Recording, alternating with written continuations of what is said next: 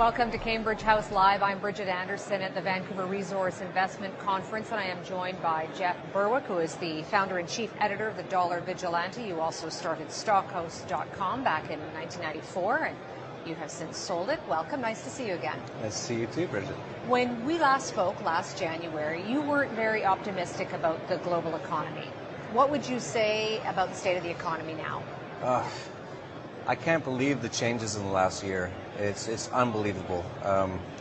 When I first started writing the Dollar Vigilante in about 2009, I thought, what am I going to write about every day? And now there's 10, 20 things to write about every single day. This system is in collapse, and it's unbelievable, and most people don't even see what's going on. So what are the top things that are grabbing your attention right now? Mostly, it's how the U.S. government and the Federal Reserve are reacting to all the problems. So you look at Paul Krugman. In the last year, he's come up with two plans, and he writes for the New York Times. His first plan was fake an alien invasion. And he said, what will happen is that everyone will create guns to fight aliens, and that will boost our economy. That didn't really work out. And then he said, well, let's make a coin and make it worth $1 trillion. We're in the last days of this financial system in the U.S. This is Zimbabwe.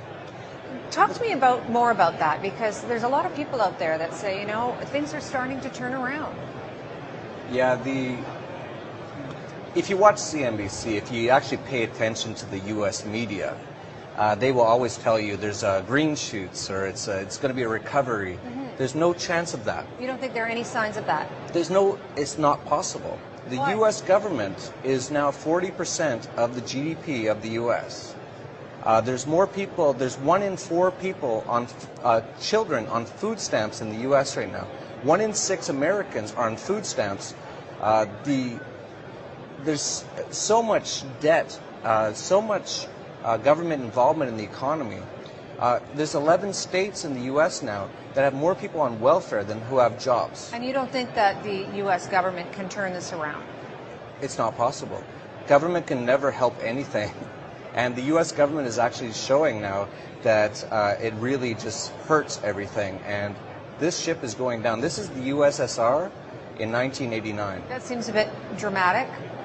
I hate to bring the truth so honestly and so outspoken, and I'm sure the people on CNBC don't want to hear this.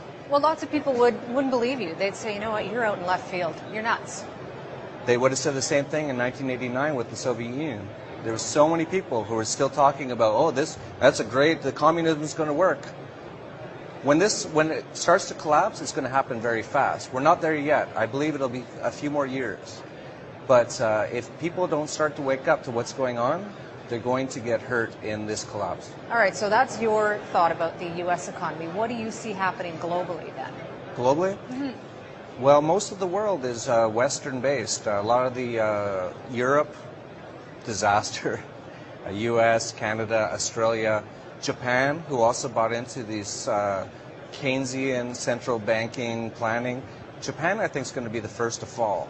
Not many people know this. Japan used to have massive surpluses in trade. After Fukushima, they shut down most of their nuclear plants. Devastated their economy. Mm-hmm. Totally, and it also meant they're now a net importer. They also have a very aging population, very xenophobic population, and the new president or prime minister, whatever they call the top criminal in Japan, has now said that they're going to try to inflate as much as possible. And I really believe that the yen is going to be one of the first to fall. So you obviously have very strong beliefs. How do those beliefs shape the way that you approach your the markets and your financial behavior and attitude? Well, my beliefs aren't strong. They're just what I believe. And I say what I'm seeing. And most of the things you see on TV today are not real. We've actually lived in a completely